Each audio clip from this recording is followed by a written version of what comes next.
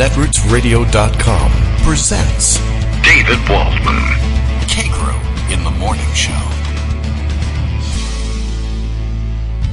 Now, here's David Waldman.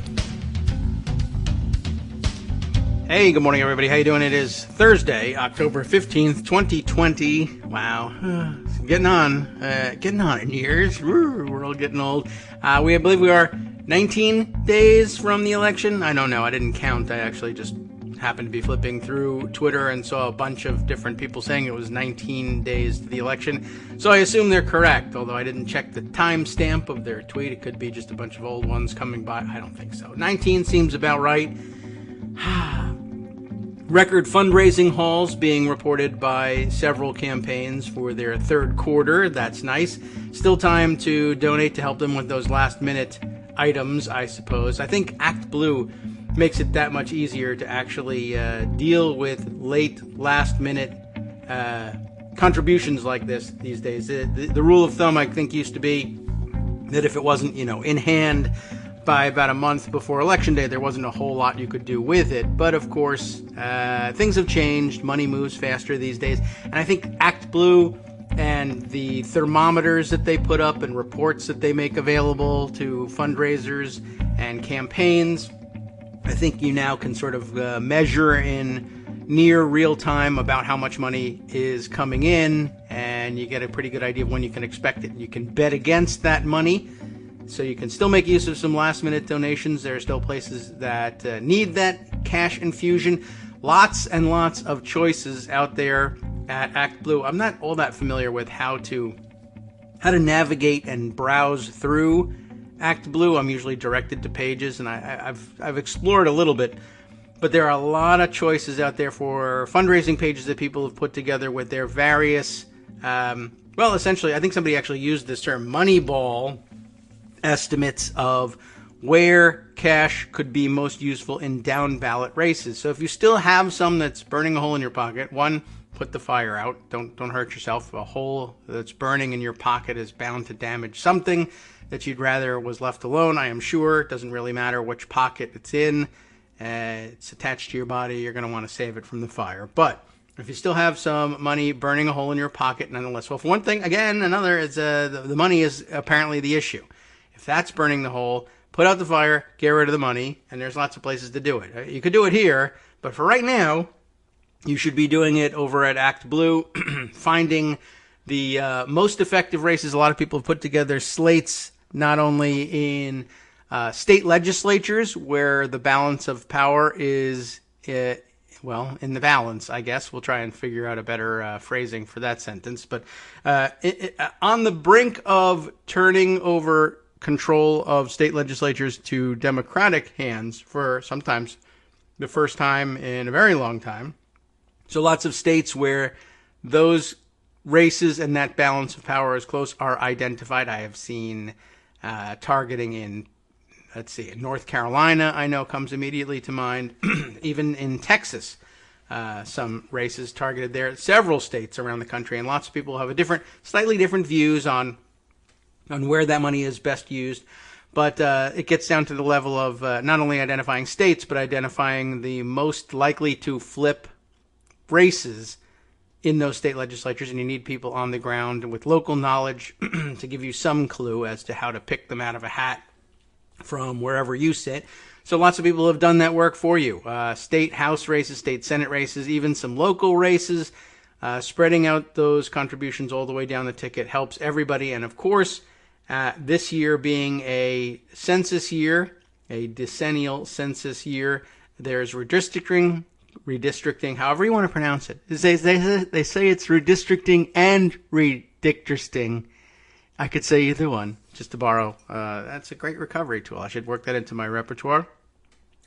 But with redistricting coming, of course, it will help immeasurably to have Democrats, at least if not in control, then in a position to try and enact some, either revenge or leverage up front in preventing the redistricting from being overtly or too overtly partisan, putting us at a disadvantage in Congress and for apportionment of appropriations in Congress when money is distributed according to formulas. That will make some difference, too. So there's a real actual monetary value to getting redistricting right. Of course, we have news from the courts that I don't know whether we work this one into the show or not, but a long-running battle between the Census Bureau in the Commerce Department and activists taking place in the courts. The Census Bureau declaring at the direction of the Trump administration that they were going to call a close to the actual enumeration and counting in the census in early October.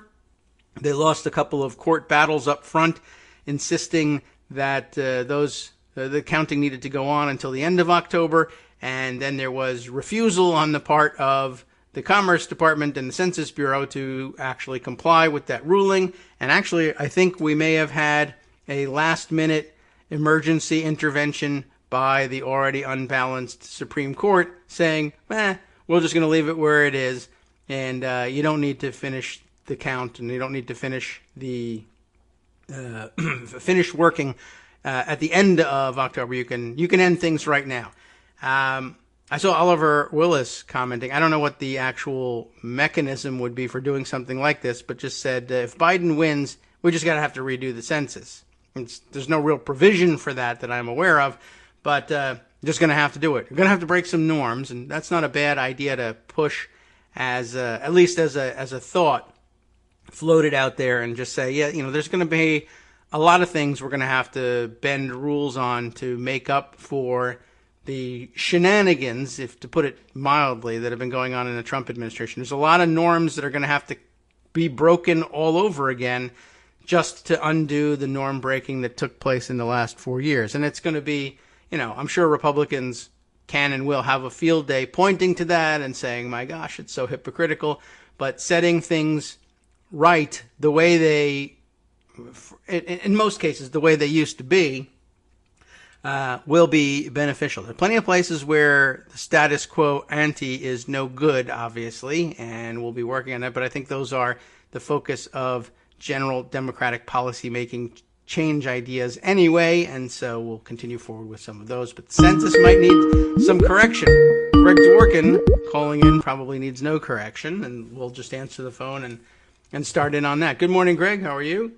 Hey, good morning. How you doing? Very, very, very well. I don't know. I'm going to exaggerate a little bit. It's almost election time, so I think I can see the that's end hyperbole. Here. You're Yes, disqualified but from discussing the election from now on. What does he usually say? What's his hyperbole? Truthful hyperbole. Yeah, something like that. I don't know. Yeah, he has a So the term big for story in my neighborhood was the bear.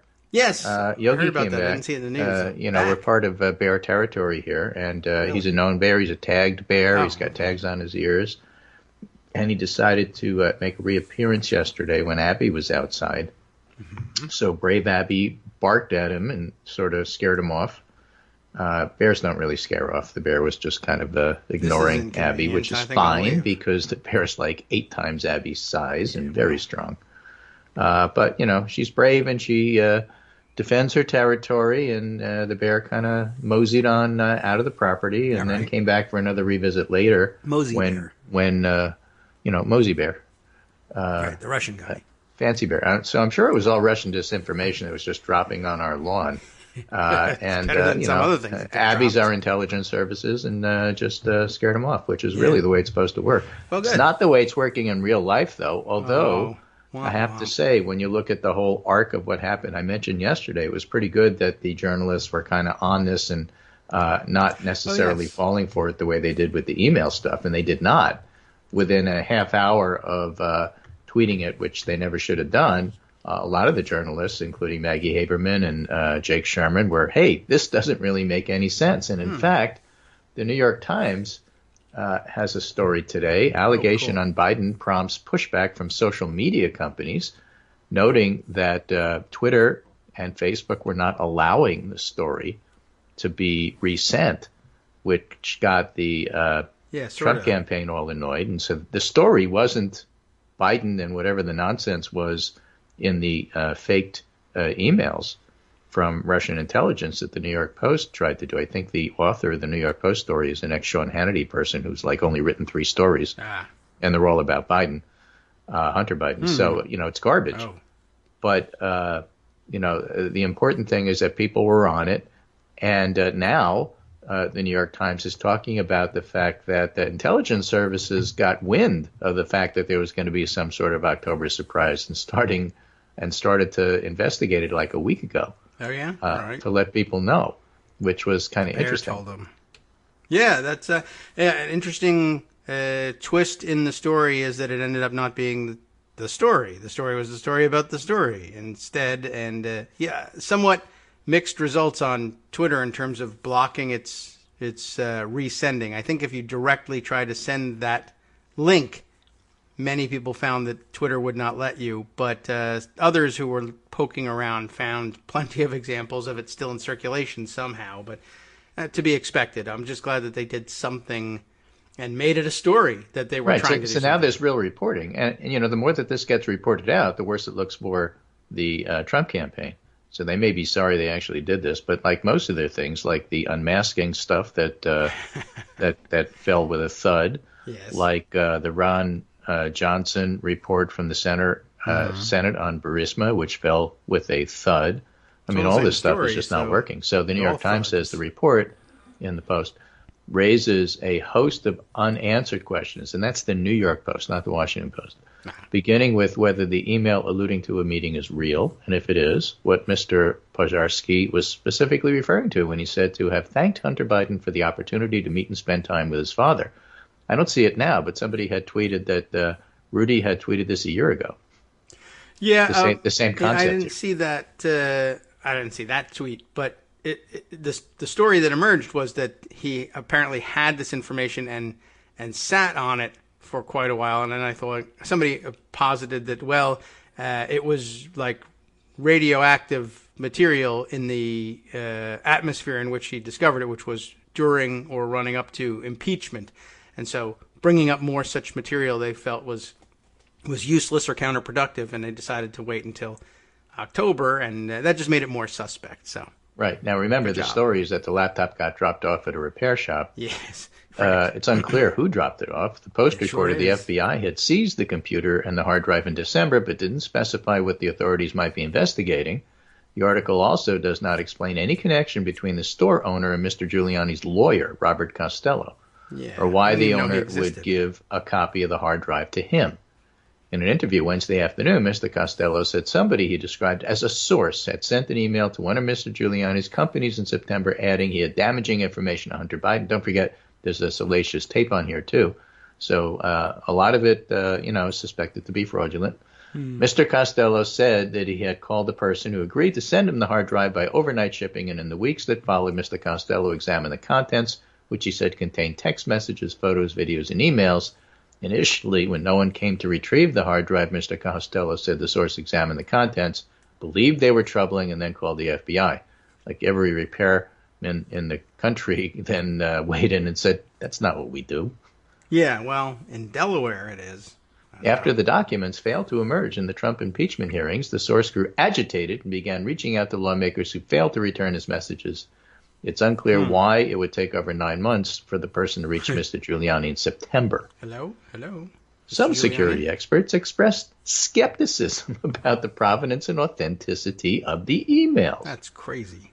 The Times reported last January Burisma had been hacked by the same Russian GRU. Last month, U.S. intelligence analysts contacted several people with knowledge of the hack for further information, and they picked up chatter that the stolen Burisma emails would be leaked in the form of an October surprise. Among their chief concerns was that the Burisma material would be leaked alongside forged materials in an attempt to hurt Biden's candidacy.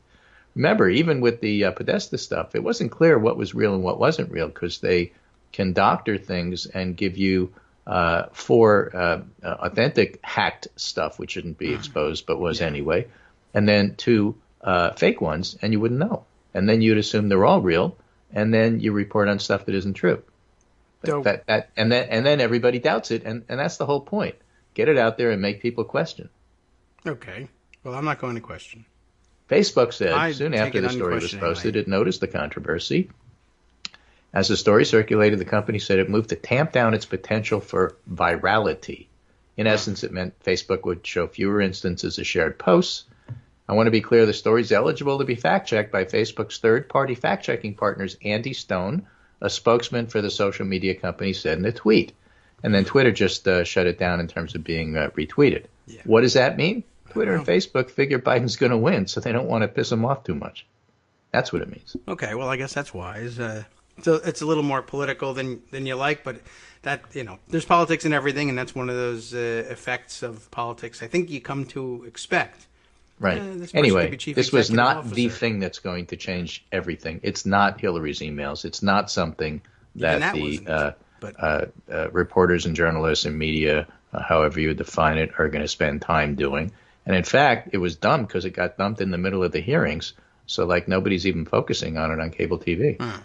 Yeah. Well, they don't have But then much again, choice. nobody said that the Trump campaign was particularly good at this. They're not very good at politics. No. That's why they're trailing. Used to be a Trump specialty, finding time to dump damaging information on people he didn't like, but it only worked in a small circle. And the New York Post was part of that circle always, to be sure. But it's a Murdoch, paper. It was always people that nobody cared about. This is Business Insider, and it's a behind the paywall, but still worth noting. Trump's campaign nearly went broke for the 2020 home stretch. We talked about this yesterday. Yeah. Amid Brad Parscale's $200 million budgeting misfire, Republicans tell Insider before his ouster earlier this summer, Parscale had been banking on a $200 million cash surge for October. Parscale had been spending big based on his internal estimates, but the money never came. And a GOP source close to the president said the re-election campaign would have been broke by the first week of October had Parscale not been pushed aside. Oh, They're already hurting for funds. And they are still tight. That's what this article says. They don't have enough money to close out the race. A former GOP fundraiser familiar with the president's 2020 strategy said, and that is, there's personal items like a personal driver, extensive travel in Air Force One, other things that Parscale blew the money on, cars, whatever. And that's why he's in a bit of mental trouble, and that's why he's getting taken care of by professionals. But, the Biden campaign raised nearly $750 million and has about $400 million in the bank. They have more than Donald Trump owes, according to those tax releases that the New York Times said. So maybe they can just pay off his debt and then make Trump beholden to Biden. That would be fun. The Trump campaign has about $120 million in the bank. So the Biden campaign has cash on hand about 4 times that of the Trump campaign. And you're seeing that in the ads and where they are. And again, we talked about this yesterday, but I'm still struck by the fact that the Republican campaign for president of the United States has to spend time in Macon, Georgia to shore up their support. It's not your usual first choice for an October appearance, true. Right. Less than 3 weeks before the election, they're not sure about what's going on in Macon, Georgia. Okay. Me neither. But, I don't need to know. So. They should know.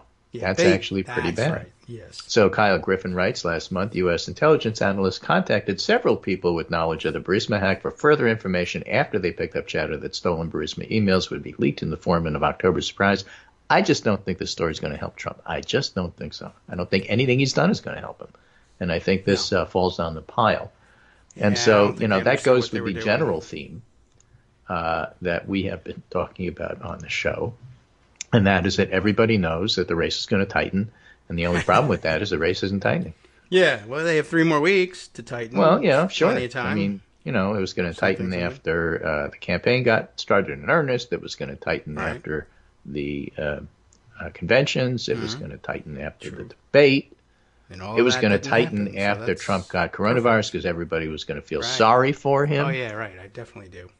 And it was going to tighten now. Yeah, or after they fired the campaign manager, maybe it would tighten. I don't know. Maybe, I don't know. So let's, before we get to the polls, and we'll see if we get that before or after the break, let's look at Carl Bernstein.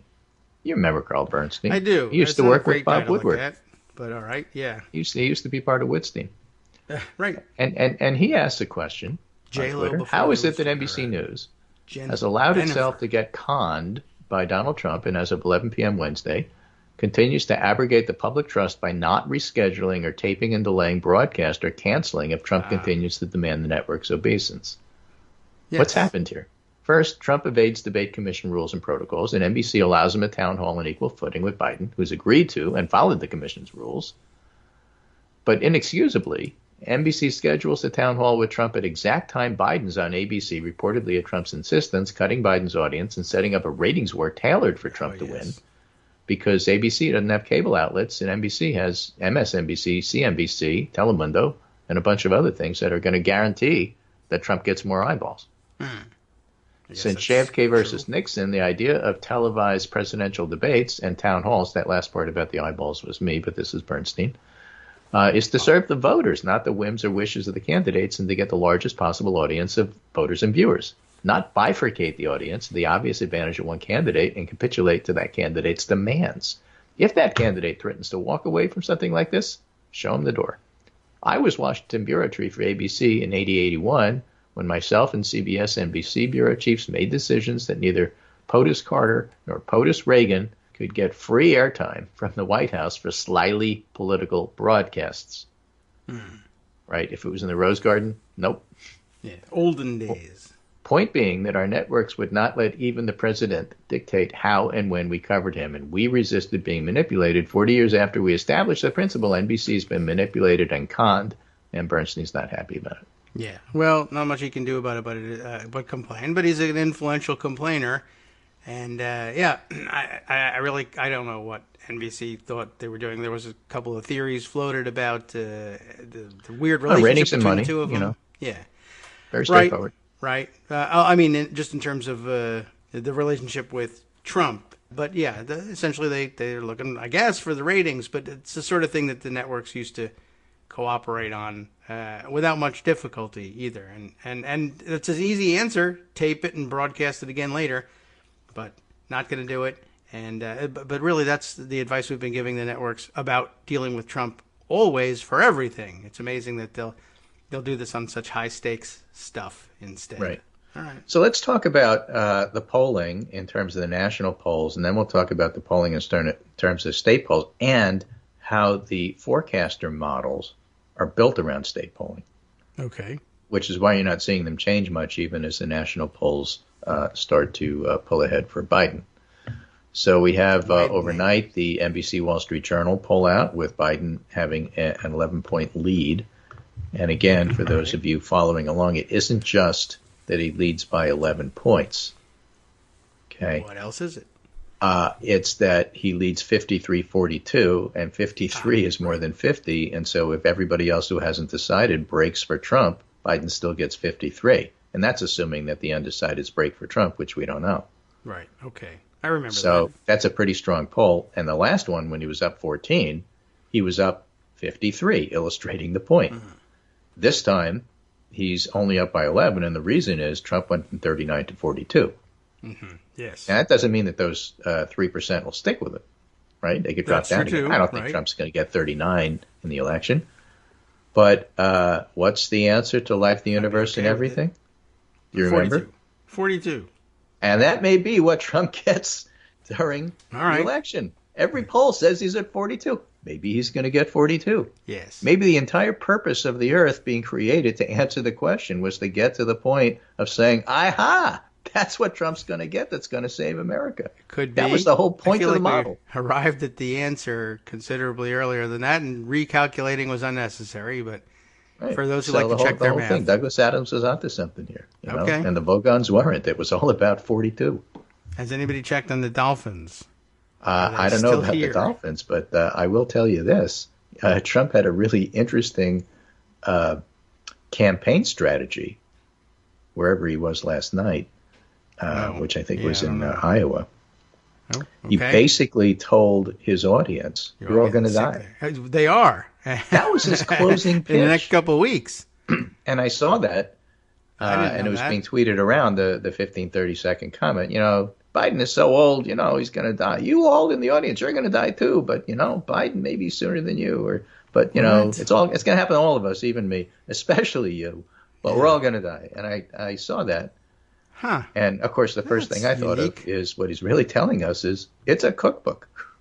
I guess so. And I'm out. Well, to serve man, get on that rocket ship, go to that other planet. They're going to serve you all right. I guess it's a cookbook. So, the pitch he's making, I just don't know how it's going to have that kind of traction. Hard to now, the president may have recovered from COVID-19, but there's no experimental cocktail that's going to cure his standing with the voters, said Democratic pollster Jeff Orwit of Hart Research, who conducted the survey with Republican pollster Bill McInturff and his colleagues at Public Opinion Strategies. But the poll shows how the race could tighten. Remember, to be sure, it's not over, and it could tighten. We'll talk about that more after the break. Okay. You got to put that in. But what's different from 4 years ago is just how stable Biden's national lead has been over the past year, including among key voting subgroups like women, voters of color, seniors, and independents. These are the trends we've been watching for 10 months, said McInturff. All right. Well, we have. And the fundamentals are breaking against Trump. Another difference in 4 years is the incumbent, Trump, is in a volatile political environment. 62% of voters in the polls say the country's on the wrong track. That's what they mean by fundamentals. Yes, that would be bad news for someone seeking re-election, usually. What's more, 58% of voters believe the country's worse off than it was 4 years ago, compared to 38%. Right. Right? That's bad for an incumbent. Yes. If he's, a real president and everything. Right. And in the end, voters are more concerned about Trump than Biden. So maybe it'll tighten, and then again, maybe it won't, because it hasn't so far. I guess not. It's there's less voters out there eligible to make it tighten because they've already cast their votes. Right. So, USC Dornsife panel next. Okay. Everyone stay tuned for that. We'll be back in 2 minutes. Hi, everybody. It's me, David. Let's change things up from the old fundraising pitch for just a minute and talk instead about how you can be a part of our show. If you've got a smartphone or any other electronic recording device, why not sit down and record a segment for us? Read us an important article and give us your take. Or read one of your own original essays, or even just give us your commentary on something you'd like to share that's important to you. Then send the file to me at kgrox@gmail.com, and I'll try and work it into the show. Short segments, a few minutes in length, are easiest to fit in. And of course, I can't always guarantee that I'll be able to play everything, but if you've ever shouted at your radio or TV about something you wish was being covered, here's your chance to change that. Make the show your own. Send your submissions to me at kagrox@gmail.com.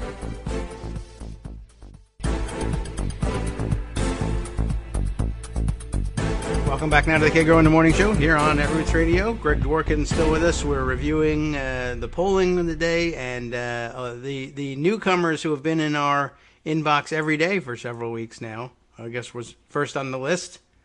Dornsife, right? USC Dornsife, the panel poll, yes. The one that's supposed to take a look and see whether or not people's opinions are changing, because it's the same people, including the same people who were present in 2016 in the same panel poll with some adjustments. They made some adjustments for education and other things that they often do. Okay. But it's a really interesting poll as those things go. And for example, today, let's just do today. Okay. In their election forecast using the traditional model, which is the easiest one to relate to, like who do you think you're going to vote for? In the 14-day smooth out the rough ends here, USC Dornsife has Trump at 40.5 and Biden at 54.6. So essentially it's a 14-point lead, which is just about the largest it's been since August. Okay. So rather than shrinking, it's growing a little bit. Now, it cycles. It has a sine wave periodicity to it. So if you look at the same poll in the 7-day, and I'll send you a picture of it so that you can see what I'm talking about here. You on radio, just look at what David is looking at, okay, so that you could see it too. But if you look at the 7-day, you'll see that it cycles, but the periodicity is broken a little bit in that it really hasn't reverted to the low point that it normally would at this particular point in time. Okay. Okay. And why is that? So Why? David Lauder, who's the Washington bureau chief for the LA Times, who's one of the sponsors of the poll, has a very interesting article about it. Trump hasn't recovered from tailspin set off by raucous debate performance, poll shows. He's talking about this USC Dornsife poll. With 3 weeks left until Election Day, President Trump has not recovered from the self-inflicted wounds of his first debate. The latest data shows the unusual extent to which the September 29 debate continues to shape the campaign's final stretch. The damage the debate did to Trump's standing has persisted through this bout with COVID-19, leaving him with a deep deficit and little time to recover. Now, one of the things that you'll have trouble in the polls like NBC Wall Street Journal is, well, how much of this was the debate and how much of this was him getting sick, puncturing the idea that he's so much stronger than everybody else? And the answer is it's mostly the debate, because you could see the numbers moving after the debate, but before he got sick, which is the advantage of doing a poll every day, and that's what this poll does.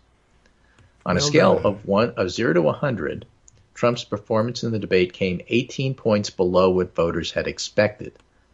A comparison of those surveyed before and since the debate shows independents who lean toward the GOP, which is one of the ways they separate it out. There's the indies who lean toward the GOP, indies who lean toward the Democrats, pure indies who don't lead anywhere, then Democrats, then Republicans. That's how they divide it.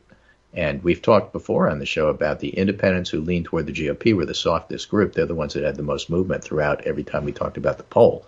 So independents who lean toward the GOP, a key block of potential swing votes, reported the most disappointment. Their rating of Trump's performance was 24 points below their pre-debate expectations, the poll found. And Biden's performance was closer to expectations. Trump also lost ground and Biden gained on the question of which candidate's more mentally fit. The former vice president's advantage on that question grew from 12 points before the debate to 19 points since. That's important because that's got nothing to do with whether or not Trump got COVID. I'm adding that. That's just the debate result. Since the debate, roughly half the voters polled said they don't believe Trump is mentally fit. Yeah. Well, that's what happens when you see a debate like that. And again, we talked about the fact that if you're in a bubble and you only see the Fox News edited versions, or you read the New York Times where they clean up everything he says, you get the idea that this guy's coherent. But when you watch him for 90 minutes, unfiltered, and we said this the day after the debate, wow, that's not going to help him any. Said this in 2016. And it was true. Yeah. And so, part of the annoyance with the media is how they always clean everything up, and that's how come we're always on Kelly O'Donnell and Kristen Welker's, back when they present, well, the president said this and the president said that. Yeah, well, you're cleaning up what you think the president should have said rather than just showing what the president said. Right. Because if you saw that, it wouldn't be so good. That's relevant because this whole thing about the NBC, ABC, which town hall you're going to watch, the more Trump is seen, the worse it is for him. And this isn't necessarily his best format. Yeah. So if he wants to keep shooting himself in the foot by doing things that his people, who aren't very bright, think is good for him, and actually doing it and turning out it's not good for him, get out of the way. Let him do it. Yeah, well, there's not too much you can do for stopping him. Right. It's his money. So you might as well, don't worry about it. You can't do anything about it anyway.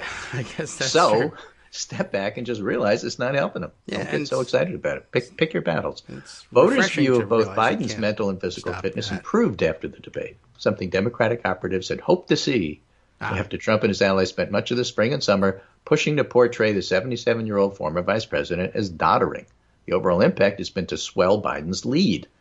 And we saw that in every poll. Every poll since the debate has had Biden increase, and this is telling you why. The USC Dorns, and folks, may I respectfully point out, it's not about policy. Oh, well, yeah. That's not going to turn to anything. It's narrator voice. It's never about policy. Oh. The overall impact has been to swell Biden's lead. The USC Dornsife poll tracks the race each day using a 14-day rolling average. Biden's lead has climbed steadily from 9 points on the day of the debate to 13 points as of Tuesday, 14 today. Other recent nationwide surveys have shown similar results. Biden holding a 12-point lead among likely voters in Washington Post, 10 points in Fox News, 10 points in a survey in Pew, and last night 11 points in the NBC Wall Street Journal poll. I mean, the guy's got a 10 or 11 point lead in the national polls, and now we know why.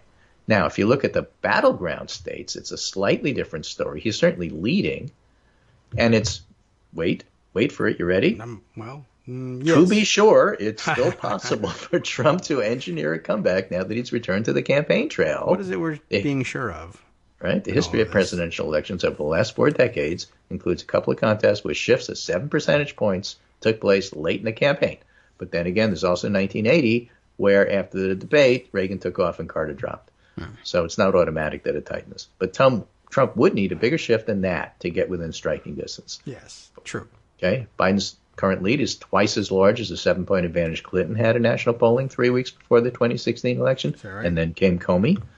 Several other factors distinguish Biden's lead from Clinton's. Clinton never hit 50%. Remember, Biden was, remember we were talking about that, the NBC Wall Street Journal? He's over 50%. The Clinton-Trump race featured constant swings. The current race has set records for stability. And 4 years ago, voters had strongly negative impressions of both Trump and Clinton. This year, voters have a negative impression of Trump 60-39, but not of Biden. Voters divide on him. All right. So with the hold your nose and vote image of 2016, fewer voters now report themselves undecided, only 4%, and fewer intend to vote for third party. So the debate was really bad for Trump, said Bob Shrum, who is associated with USC and does, it's the same organization that does the poll, even though he himself doesn't do the poll. Oh. And Latino voters have made up their mind, and they're now back to the levels that you would expect for a Democrat. Biden's gain in recent weeks has come with blue-collar white women, which is why when Tom Edsall writes an article about how, well, there's a lot of non-college people who are registering to vote, that doesn't mean they're voting for Trump. Okay. To the extent that they are like women folk.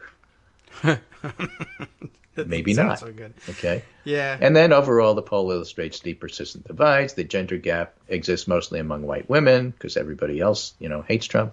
Okay. On geography, Trump leads 62-34 among rural residents. Biden enjoys a 71-25 among city folk, and Biden leads 54-41 among the suburbs. All right. Why doesn't Trump benefit more from the edge voters give him on handling the U.S. economy? The poll asked people to rate how they expected the economy would fare under either of the two, and independents expect little difference. Okay. So they give Trump an advantage in handling the economy, but they don't worry much either way as to who's going to wind up, doing better if he wins. Obviously, Republicans think Trump and Democrats think Biden, but party people don't decide elections. The independents and the undecideds do. All right. So when you take the whole big picture together, you have a situation where Biden's doing well where he needs to. He's picking off voters in Trump's area and adding to that which Clinton had.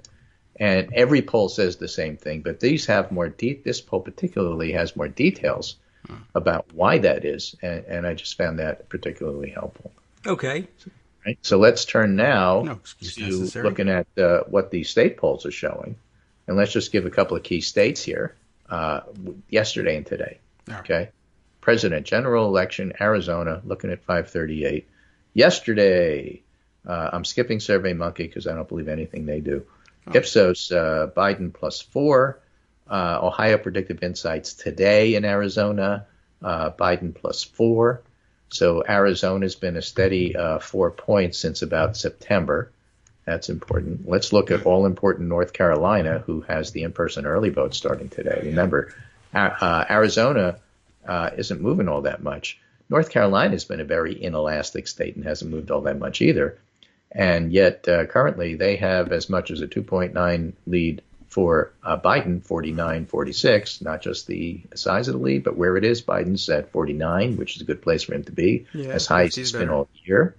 And today, Civics, which polls with Daily Kos, came out with North Carolina, Biden +5. Yesterday, North Carolina, Siena, with New York Times, had Biden +4. And, as far as the Senate race in those particular states, Cunningham is +6 today with Civics, and Siena had him +4. Susquehanna had Cunningham +2. So Cunningham continues to lead in his Senate race in North Carolina, obviously, which is fairly important. Let's look at Ohio. That's another. Well, let's look at Georgia, because Georgia's in the middle of doing a ton of voting as well. Okay. All right.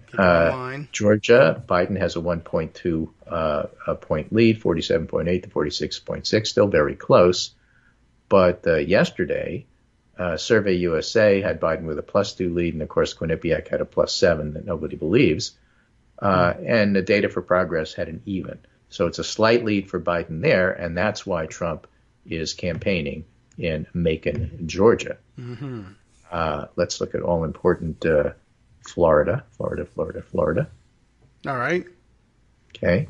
Biden's got a 4-point lead there, 4.1, 49.1 to 45.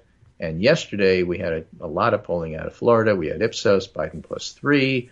We had Trafalgar, Trump +2. Remember, add 5 to every Trafalgar poll, so that would be a Biden +3. I'm not kidding. That their method is that you have to do that, because the methodology of them assigning votes to shy Trump voters just takes 5 points away from every poll that they do. I see. St. Pete has Biden +2, and Clearview Research has Biden +7. So a small lead, but a lead nonetheless. The point I'm making is that when you look at these close states, they're all within the margin of error, although a wave tends to carry everything together. But those leads aren't the same leads as you'll see in the national poll with a 10 or an 11. So the question is, which is really the better indicator of what's going on? The state polls obviously decide the electoral vote, but in a lot of ways, because of the quality of the polling, the national polls, the numbers where Biden is, give you a pretty good idea of where he's going to wind up at the election, which is to say above 50. Unless things tighten. And the state averages, yes, in terms of who's leading, and the trends give you an idea of what's going on in the race. And they've either been steady, which is most of them, or slightly leaning toward Biden, widening slightly with slight leads. And so when you put all of that together, the forecasters like G. Elliott Morris over at The Economist, or Nate Silver, most famously over at 538, take the national polls and the state polls. They give the state polls much more weight. And because those state polls are so tight and moving only slightly, even if in Biden's direction, their forecasts wind up moving very slowly, but slightly in Biden's direction. Mm-hmm. Okay. And so you see that when you look at their, forecasts as to where the whole thing is going to wind up ending. For example, in 538 today, we have Trump 13 out of 100, Biden 87 out of 100. Biden just hit 87 yesterday. And watching that number move is like watching paint dry. It doesn't move that much because the state polls aren't moving that much, even if the nationals, added 3 points on average between the disastrous debate and now. So the national polls gained Biden 3 points, but the state polls didn't. And so their forecasts don't move. And that's how come, if you don't check it every hour, it's not really going to change that much. Check it every few days. Okay. What has changed is the tipping point state, which is still Pennsylvania, now has Nebraska 2, Florida, Arizona, North Carolina, Ohio, and Georgia all slightly leaning Biden. And that's pretty cool. Georgia has moved slightly blue. Well, that would be an amazing outcome. I'll take it. Looking forward so to we'll it. take all of that. If you look at the Economist version of it, the Economist doesn't account for time the way the 538 one does. 538 says, I'm going to take off points on Biden the further out we are because things could change. Remember, the whole point of Nate's model isn't to say that the polls are right.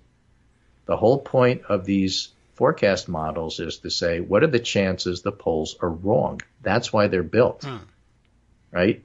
If you just said, okay, well, I'm just going to go by the polls, you wouldn't need these forecasts. Okay, I guess. Biden's got a 10-point lead. Yeah. That's telling you what you need to know. Yes. The forecasts are built around the idea of, okay, well, what if the polls are wrong? What are the chances? What are the odds? All right. That's what this is. And Gives them a so reason for as we being. get closer and closer and closer to Election Day, And closer. the odds that the polls are incorrect, are wrong, diminish. And that's built into Nate's model more than the economist model. So as we get closer to the election, Nate's model is going to look more like the economist model the further we go along. And that's why, in addition to the state polls moving slightly in Biden's direction, as we get closer to the election, 538's model looks better and better for Biden. That's not necessarily true with the economist model. They didn't build in that time factor in quite the same way. So when you look at his, the chances of Trump winning is 9%, not 13. Biden's chances of winning is 91%, and 9% is still not zero. It's still 1 out of 10. But it really hasn't changed significantly since about October 3rd or 4th. Yeah. Once we started to get information about how people were feeling about that disastrous, debate from October 4th until now, 10, 11, 12 days later, pretty much where it was. It's not budging, and it won't until we get real close to the election. All right. Well, that's coming soon, I guess. So how close is real close? Does it have to be inside of a week? Because polling generally stops 2 or 3 days prior to the election. So Okay. it'll follow it right until the point where the polls stop. So right now, what are they predicting? They're predicting that Tell me. 54-46. Okay, 54. Yeah. They're predicting All right. Biden's going to get 54% of the vote, That's and they're predicting Trump's going to get 46. Remember, awesome. he's averaging around 42 right now. yeah. I guess So they that's a figure Biden will step pick up a point, and Trump will pick up 4, and still lose by a lot. That's their prediction. Great. And again, I have to say, we don't know that Trump's going to pick up that 4. Right. That's the True. assumption He is based on the terrible. last couple of elections, but we don't know that. So again, my point isn't to guarantee you that it won't tighten, that it might widen. To be My sure. point is that, to be sure, you have to have both possibilities in your head when you look at this. It's not automatic that it will tighten. It might widen. It's not automatic that it will widen. It might tighten. But Right. don't declare that To be this is sure. what's going to happen when you don't know. That's true. You want to avoid that. That seems clear. Okay. Anyway, that's my rant for today. I thank you. I appreciate it. Here's the latest breaking news. The Kamala, sorry.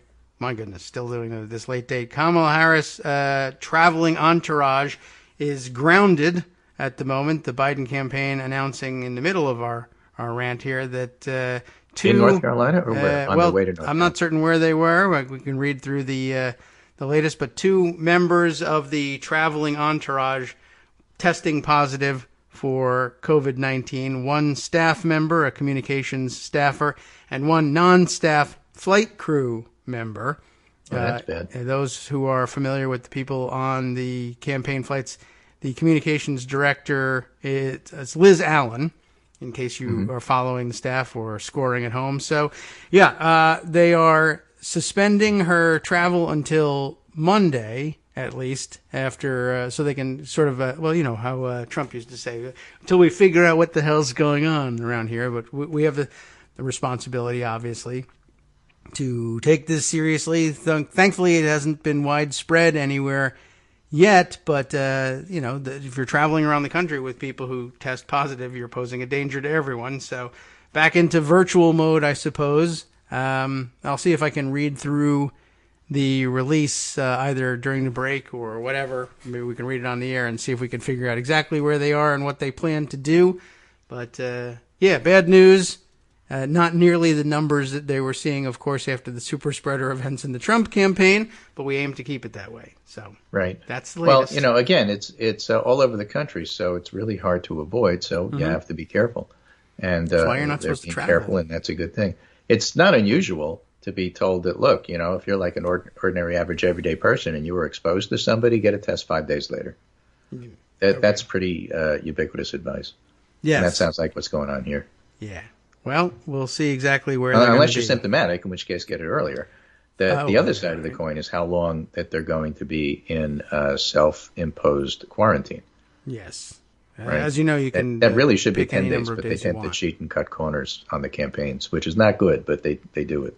Yeah, well, I mean, I don't know. Have we seen an example from Biden doing that yet? I don't know if they've had enough positivity yet. After the debate, when nobody knew what the hell was going on, he was ready to be on the road 4 or 5 days later. And that's when people started pressing him, well, how do you know? What's your test? And that's when they made the commitment to tell us what his test was every time he does one. Okay.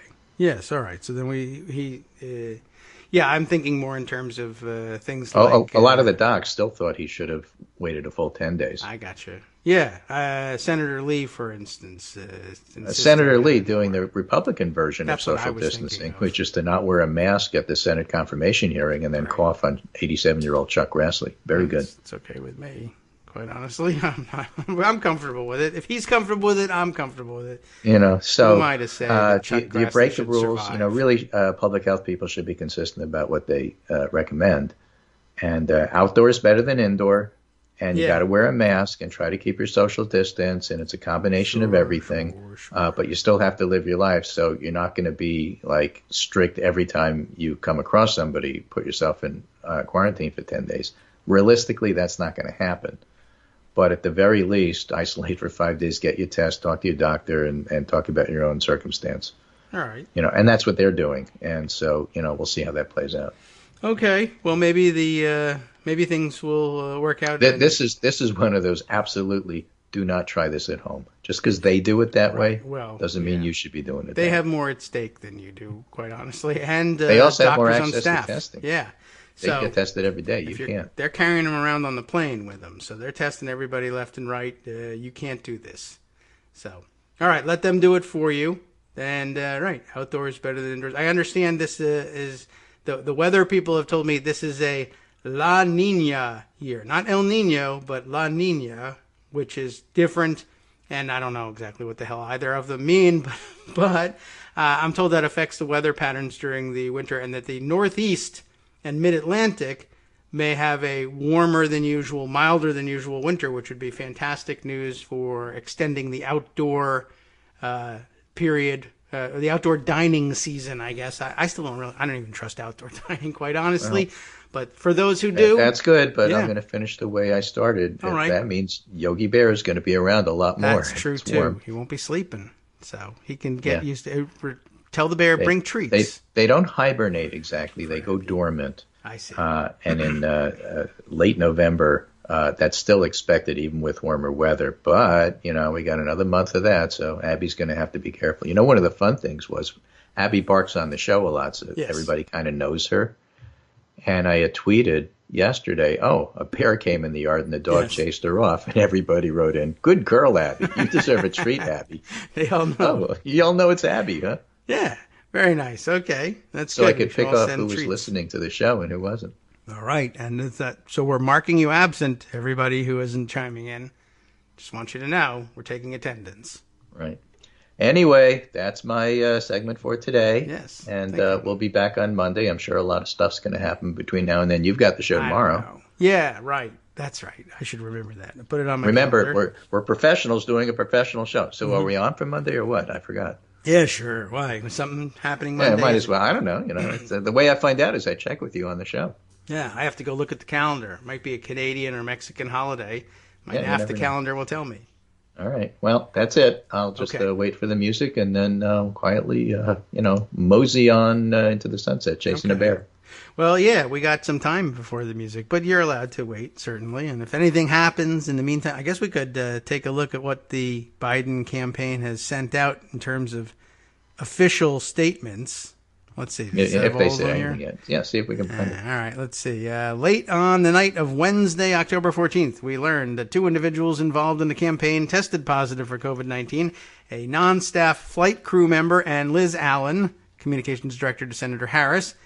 Senator Harris was not in close contact, as defined by the CDC, anyway, with either of these individuals during the 2 days prior to their positive tests. As such, there is no requirement for quarantine. That's the claim. We'll see how that squares with you. Regardless, out of an abundance of caution and in line with our campaign's commitment to the highest levels of precaution, we are canceling Senator Harris's travel through Sunday, October 18th, but she will keep a robust and aggressive schedule of virtual campaign activities to reach voters all across the country during this time. She will return to in-person campaigning on Monday, the 19th. This is the sort of conduct we have continuously modeled in the campaign. Neither of these people have had contact with Vice President Biden, Senator Harris, or any other staffers since testing positive, or in the 48 hours prior to their positive test results, which, I don't know, really? Which is important, yeah, because that's when you tend to shed. I mean, so, again, the usual thing is, okay, Wednesday, 5 days is Thursday, Friday, Saturday, Sunday, Monday, so that's why they're doing it that way. Okay. I mean, yeah, I guess it makes sense. I just, like, how do you not have contact with your communications director for 3 days? But when's the last time you and I sat down for breakfast? Well, I see what you mean. But still, I thought if they were on the plane, well, you never know. In this day and age, everything's done by Zoom. That's true. They could be absolutely. I think communications director could probably do that. Well, good. You know what the fun thing is about the Biden campaign, as somebody pointed out on Twitter? I've not seen that fun thing. What is it? Who's their staff?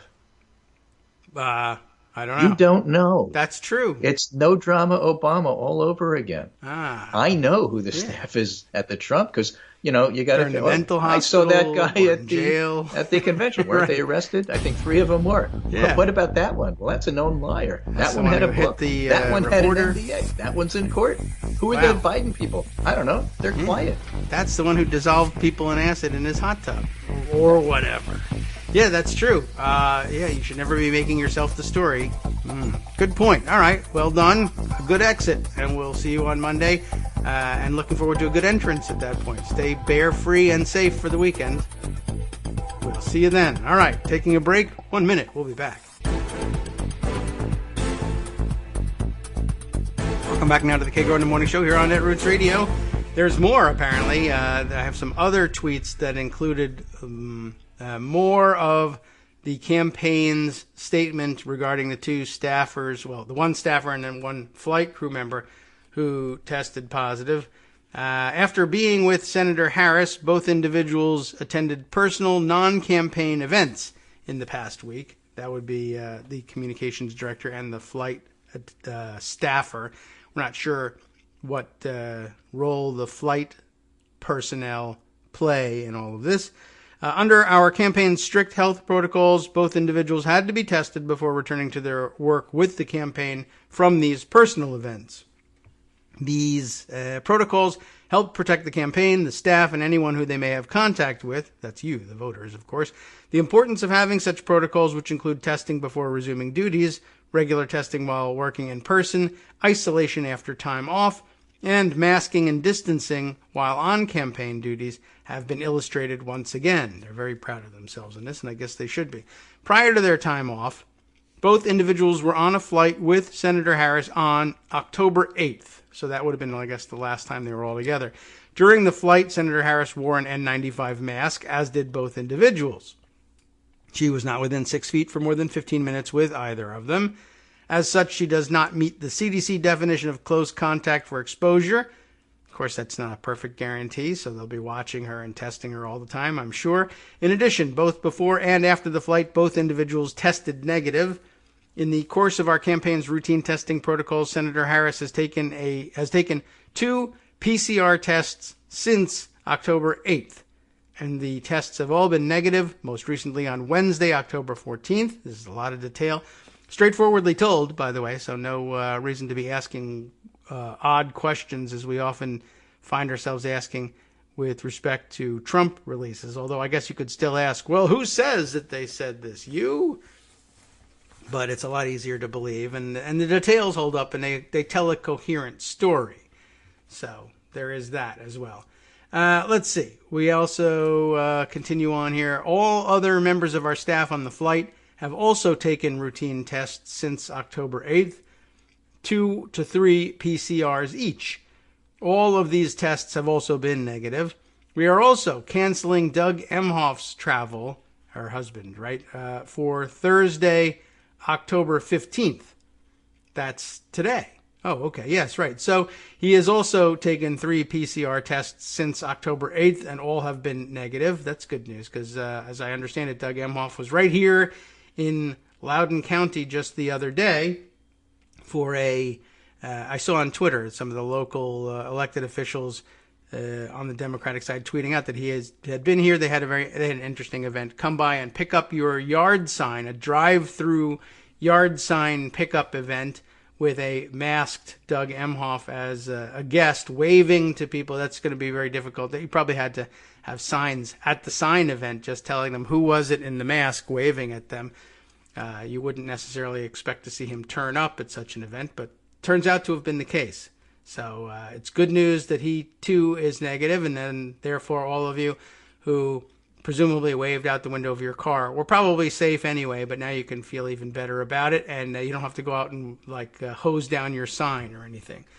Given that he had no contact at any time with the 2 individuals, and given both his and Senator Harris's negative testing, he has not been exposed. He will return to in-person campaigning on Friday, October 16th. The campaign has begun the contact tracing process to notify everyone who came into contact with the individuals during the potential infection window. The laboratory, which conducts tests on our behalf, has reported these results, as they do all of our test results, to local officials as required by law.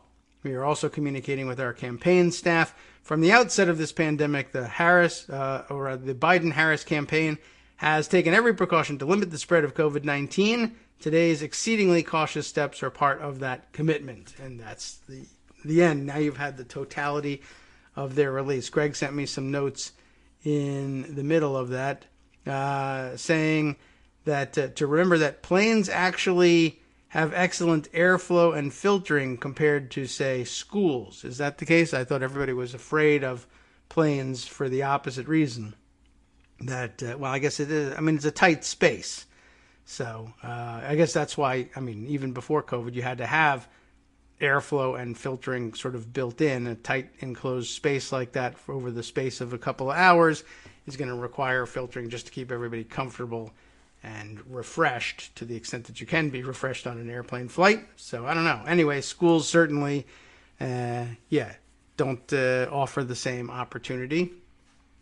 And, that's why they're closed. And that's why your kids, if they're like mine, haven't been inside of the school building for 7 months now. It's pretty amazing. And when it hits you, and if it hits you online to vote, that's not too late. You can actually do something about that. You've presumably, certainly if you're listening to the show, have made up your mind by that point. But, I'm hoping that late deciders will have that feeling as well. It's really amazing. My kids haven't been inside the school building, and it's kind of wearing on me. And you know what? This idiot has really effed this thing up, and it should get you mad. I mean, if it hasn't hit you yet, you're not likely planning your regular Thanksgiving for this year. We're just now trying to think about, I don't even know if kids are going to come around for Halloween or not, but I assume that some of them will, and I'm trying to decide, how to handle that. I think probably the smart thing to do for us, we're going to maybe set up out in the driveway so that we're not constantly opening the front door to spray of various aerosols, depending on the mask wearing habits. Now, the one thing that's good about Halloween, of course, is the kids are almost all wearing masks anyway. Not the surgical masks that we're thinking about, but I suppose a Batman or Superman mask will help a little bit, at least in terms of holding in some of those aerosols, but they have the little mouth holes. So I don't know. It's going to change the costumes this year. I guess there's not going to be a whole lot of those. They don't even wear those old-fashioned costumes like we wore in the 70s and 80s as kids anyway, but I don't know. So we'll see whether anybody braves it, and I've seen some interesting suggestions as to how to pass out the candy to kids. Like one thing, as we said, we'll set up out in the driveway so the kids aren't coming to the door, eliminate the pressing of the doorbell and all of that. But, normally where it's a much more close contact kind of a situation, you leaning over, dropping the candy in their bag and talking to the kids. And I guess there'll be a lot less of that. People joking about buying T-shirt cannons and launching candy at children, which I think they would probably find fun, so long as you don't have the tension on too high. And another good suggestion I saw is I think I mentioned, did I mention it on the air? I certainly was talking about it on Twitter. Somebody had like an enormous, what looked like the cardboard tube in the middle of a paper towel roll, except it was gigantic. So it looked like maybe they had rolled carpet runner on it or something like that. And they were dropping, putting one end in the kid's candy bag and then dropping candy in the other and having it slide the 6 feet into their bag. But kind of an unwieldy thing. But I have the thought about going to Home Depot and picking up, PVC piping or something like that, the 6 foot plus long, and sliding. Kids might enjoy it, but I think it would get tiresome by the end of the night. If any of you are pole vaulters, if I could borrow your, I don't know those things. I doubt they're hollow in the middle. But at any rate, you get the idea. If you're growing bamboo, give me a call. Is there anything we can do here? A few other people have mentioned building catapults and trebuchets as well. That I think seems unnecessary. But on top of that, of course, planning for Thanksgiving. My family already talking about how can we do is there anything we can do at all to we haven't seen each other in a long time. Is there any way to gather safely? I don't think we can eat together safely. I mean, it may be that we're all virus free, and then I guess it would be safe, but you never know. And even with a test, it's only like a snapshot, and it just seems like a big risk. And everything I've seen seems to indicate that of the people who are showing up with positive tests these days, a huge percentage of them in going over their various contacts realize, something like 50% of the people who are testing positive were saying, we ate in a restaurant. And so my guess is that tends to do it. So, I don't think it cares that you're in a restaurant. You can, if you eat together in a house with a mouse, on a train, on a plane, wherever you would do it, I guess there's a risk. So even thinking, though, about getting together just for, distanced visiting is a difficult thing to do. It's not going to be like normal Thanksgiving. And those people who say, to hell with it, we're going to treat it like a normal Thanksgiving anyway, it'll be too late to do anything about it at the ballot box at that point. But you should absolutely hold it against the president now that you have to think about this. And if you're not careful, as I have said in my most pessimistic moments, this guy and the way he's effed this pandemic up, we're going to be spending Christmas week burying people who got COVID during our stupid unmasked Thanksgiving dinners. And again, at that point, it will be too late to do anything about it at the ballot box. Take your shots now is basically what, and I don't mean injection. Don't inject anything. We're not ready to be injecting anything into people at this point, unless you're part of a clinical trial. And but take it out on the president now. Absolutely, there's no ducking this. Greg has sent me. This is useful reading. I don't know. I feel like I should maybe read this off here. Maybe we could all share this. Here is the situation on planes, in case you were curious about it. Will this invisible germ isolation unit make flying safe again? We're being asked, and the answer to that is, what isolation unit? What are you talking about, Mr. Greg? And the answer is Popular Mechanics will tell us. Courtney Linder. Courtney, it's your job to tell us about this thing. This comes from us, their publication back in June, so I guess there's the answer. Will this invisible germ isolation unit make flying safe again? Not by October, it won't, but maybe later. The ingenious air shield is one of the best solutions we've seen yet, except none of us have seen it, but at Popular Mechanics they get to. There's some, let's jump in here. You've probably been stuck next to someone on a flight who blasts icy air in your direction from the overhead air jets. But what if those filtration units could actually help stop the spread of COVID-19 and the coronavirus particles circulating through the aircraft cabins? That's exactly what Seattle-based design firm Teague wants to do. It's Teague, if you feel like looking them up. To set up precautionary measures for even the most extreme cases. Extreme! I love extreme cases. like someone coughing or sneezing without a mask. That's not even that extreme, but you don't want it. The company plans to rehab existing high-efficiency particle filters. That's the long and spelled out official name of HEPA we've been hearing about so much. They plan to rehab existing HEPA filters on board most aircrafts. The mission, redirect air downward at high pressure, which is kind of what they already do, so it never circulates to your neighbors, keeping even the person in the middle seat safe. Although that's hard to believe. As airlines battle to solve the impossible ask, although, I mean, it is an impossible ask, but I think they meant impossible task. But ask works, which is why it got through their spell check, I guess, of recreating safe social distance requirements inside a crowded cabin.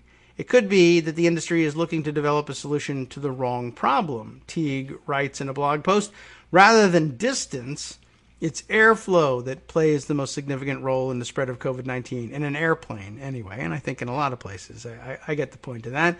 Typically, HEPA jets filter and recirculate air from the cabin, mixing it together with fresh air.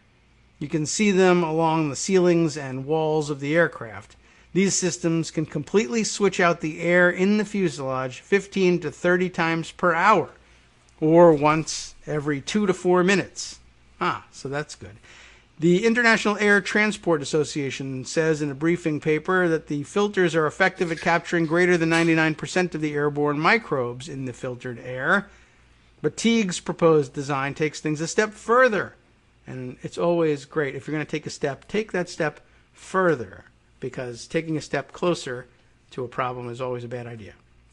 Creating an invisible germ isolation unit with blades of air. That's scare quotes, blades of air.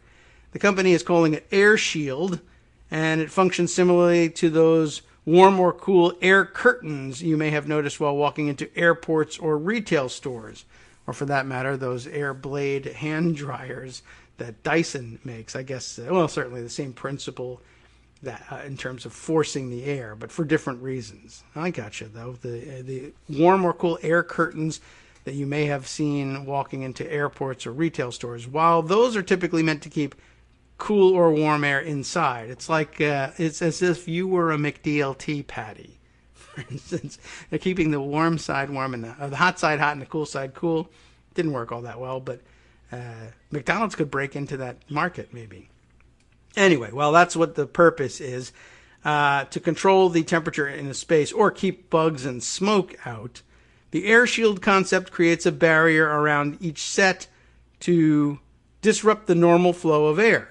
That creates a de facto shield for coughs, sneezes, and any other particulate matter, immediately directing it downward and out of the cabin to the HEPA filtration units. And there's a lot of particulate matter floating around in airplanes beyond coughs and sneezes that we always wish they could do something about with HEPA filtering.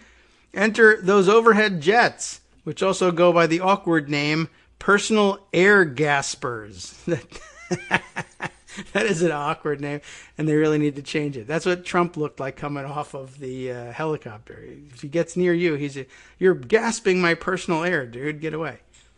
A March 2008 paper in the Journal of Aircraft, my favorite journal, suggests that in addition to cooling passengers down, they could offer bonus protection against the spread of viruses even between neighboring seats.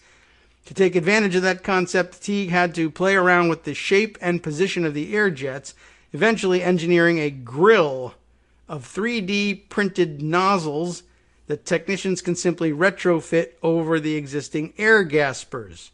It's a good idea. With just one grill per seat row, the 60 grills required to fit a narrow-body aircraft could be fitted overnight, the company says in a white paper, but then somebody has to stay awake. So that's the downside. Your typical single-deck airplane, like a regular one, not a 747, also features an underfloor area for the ambient air, so as the air shield system directs blades of air downward, along with any particulate matter, the HEPA filtration system can carry the discarded air to the floor, forcing it outside the airplane. in a side-by-side computational fluid dynamics analysis. Is that thing turbocharged? Yes. Teague found the concept effectively redirects respiratory emissions to the floor. And they have a little illustration that says so. I mean, I could draw that, I guess, but we'll trust that it depicts something that was actually happening in the tests. In the 3D simulation, the system looks at 2 rows of seats on the starboard side of a single-aisle aircraft. AirShield has a constant flow rate of, are you writing this down? 0.0015 cubic meters per second. Oh, wow. That many? Or a few cubic meters? I don't know. It means nothing to me. But anyway, that's the standard for those regular overhead air gaspers.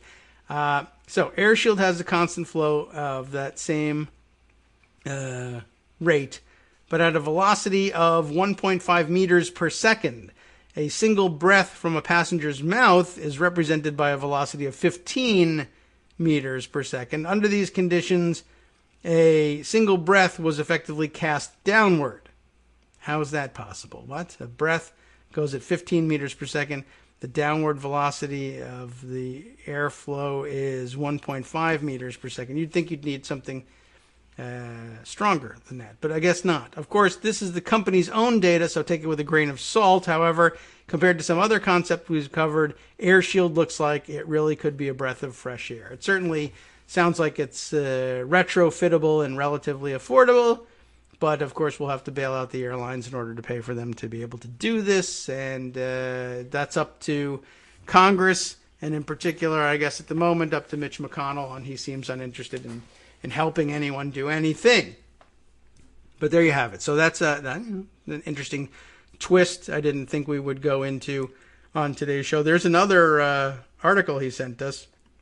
I think one should be sufficient, but another travel-related, airline-related piece in a publication called viewfromthewing.com. Why do HEPA air filters protect us from COVID-19 on planes?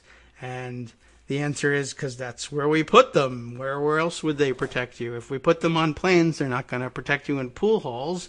We need them there. And I don't know. That's an odd construction for it. But I guess it's about how HEPA filters work. And that, too, is very interesting to me personally, and I'll read it on my own later on. Although it looks like a pretty short article. Most of the stuff is comments. Do you need to know how HEPA works? Then you should take a look at this article by Gary Leff in viewfromthewing.com. But I think we'll leave the subject for now and move on to the chief subject for which you tune into the show, and pick that up later as part of my personal reading as I struggle with our own airflow and filtration issues here at home. Okay. Let's see. Other things to mention that are COVID related. We might as well stick with that as a subject because it is a political subject at this point. I mean, it's non-political how you should be reacting to it, except for the part where I say while you're waiting in line to vote or thinking about making your voting decision, you should absolutely, positively feel free to blame the president for not taking this problem seriously.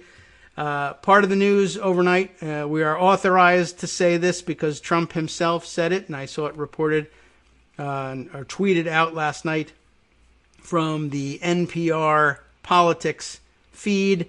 I guess during his campaign stop he made this known, but for those of you who are wondering, well, for one thing, what happened to Melania? Where is she? Why hasn't she gotten the miracle cure that Trump promised to deliver everybody for free?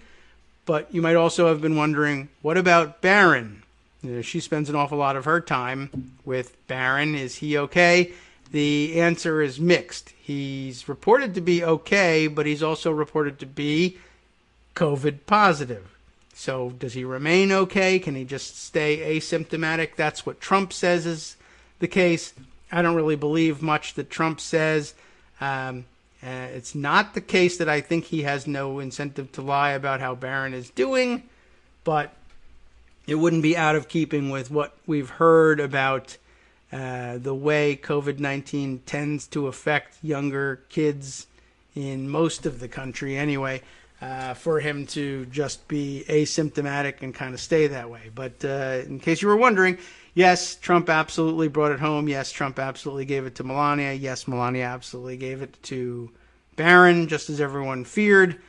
But, even if you're a rabid Trump hater, you're probably not thinking very much about any sort of need to hear that Barron got it. I think everybody was kind of hoping that wouldn't even come up.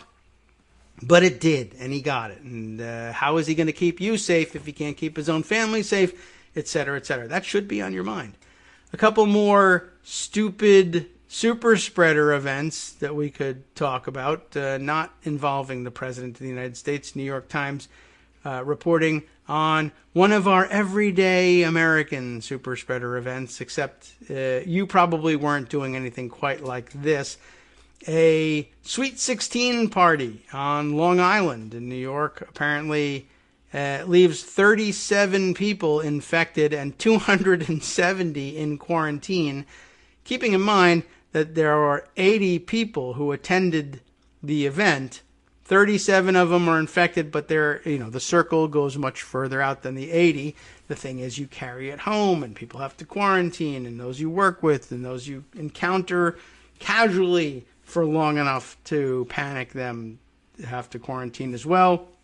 But like I said, not a great deal of danger probably for most of you in gathering 80 people anywhere for any reason at this time, or B, spending several $1,000s on your daughter's Diamond Sweet 16 package at a place that's ordinarily a wedding venue. Daniel Slotnick and Michael Gold reporting this yesterday. The Diamond Sweet 16 package at the Miller Place Inn, an opulent Long Island catering hall, includes options like virgin frozen daiquiris and make-your-own s'mores bar. But those treats are unavailable for now. The inn has closed temporarily, and its owners have been fined after one such party there last month left 37 people infected with the coronavirus and forced over 270 into quarantine, officials said. More than 80 people attended the September 25th party. Very dumb, folks. Well above the 50-person limit imposed by Governor Cuomo as part of New York's broader efforts to keep the virus at bay. As a result, Mr. Cuomo said on Wednesday what was planned as a celebration turned into a so-called super spreader event. They had a Sweet 16 party, the governor said at a news conference. How sweet. Yeah, it wasn't that sweet. Dozens of people from the Sweet 16 party got sick, and it just shows you how one event can generate so many cases. The party in Miller Place was at least the second large gathering in Suffolk County. They describe it as a mix of working class and affluent communities on eastern Long Island to flout the state's restrictions on crowd sizes. So it may have been the case that this was perhaps, I guess, skewed more toward I don't think it was exactly working class to have a Sweet 16 party of 80 people at this place, but slightly more upscale. In July, the state opened an investigation after more than 2,150 people, that's too many, attended a charity concert in the Hamptons that featured the DJ duo The Chainsmokers and the chief executive of Goldman Sachs spinning records in his side gig as a DJ. And I don't think he needs the side gig. It's just fun. But coronavirus isn't. Officials said on Wednesday that the concert's promoter, In the Know Experiences, and really should be the N-O experience, but it's K-N-O-W rather, would be fined $20,000, and that the Miller Place Inn's owners would be fined $12,000 for violating regulations and increasing the risk that the virus would spread. So if you're having a fundraiser and you have to cut 20 grand out of the take off the top because you're being fined by the state, you're not doing a particularly good job. Donna and Christopher Regina, who own the inn with family members, did not respond to requests for comment. The inn's website says it's Long Island's best wedding venue, and you might have to take their word for it on that one. The inn's website it also lists the Diamond Sweet 16 package as perfect for a girl turning 16, well, duh, of course, or celebrating a quinceañera, which of course would be 15, but it's still probably pretty close to perfect, given that there's only a year in the difference. Let us help you make her special day unforgettable, the website says. Well, they did do that, and some people aren't going to be able to shake the effects of this Sweet 16 party for weeks to come, and perhaps ever. And some of the people didn't even get the benefit of the bargain and the virgin daiquiris that went with it. Hi, it's me, David Waldman, your host for Kagro in the Morning, and I've learned that I either need to update these announcements more often or stop saying that the announcements are brand new. What's not new is that this message, too, is a call for your support in keeping the Kagro in the Morning show on the air. My thanks go out to all of you who do support the show through your donations. The stats say that Kagro in the Morning fans download our program about 2,000 times each weekday. But our donors make up only about 8% of our daily listeners. Patreon.com, Patreon.com, makes it simple to make easy, secure, recurring monthly contributions to support our show. Patreon.com/KagroX gets you straight to our donation page.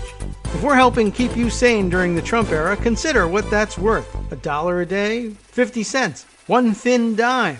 We do about 20 shows a month, so pick a number, do the math, and head to patreon.com/KagroX to let us know. Thanks again, everyone, for all your support.